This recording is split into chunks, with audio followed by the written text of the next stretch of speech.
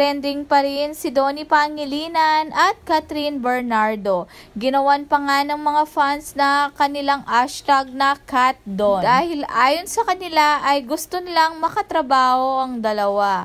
Ngunit hindi mangyayari yon dahil ang ka-love team ni Donnie ay si Belle. At sabi pa nga ni Donnie noon na si Belle lang ang kanyang gustong maka-love team habang buhay. Dahil si Donnie ay parang ate na niya si Kat. Kahit na ina-admire niya ito ay nagpaka-gentleman lang siya dahil nakita niya na lasing si Kat doon. Alam naman natin na marespeto si Donnie sa lahat ng tao at hindi gagawin yon at lalo na nandun din si Daniel. At may usap-usapan pa nga na hindi raw kasalanan ni Catherine na mag-abot ng tubig or Sprite si Donnie sa kanya. Kaya sana ay wag daw magalit kay Catherine dahil wala naman siyang kasalanan.